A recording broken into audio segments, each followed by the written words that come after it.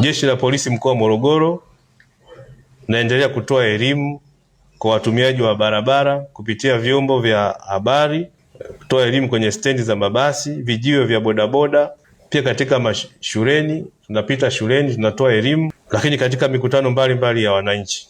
Hatua za kisheria zilichukuliwa kwa madereva na watumiaji wengine wa barabara waliokiuka sheria, ikiwemo kufikishwa mahakamani, kutozwa faini, kufungiwa leseni na kurejeshwa mafunzoni.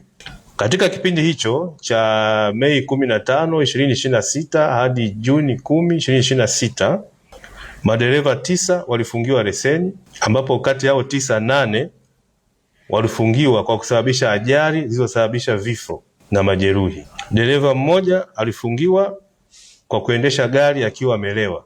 Aidha, madereva 3 walirejeshwa shule kwa mafunzo maalum ya udereva na sheria za usalama barabarani.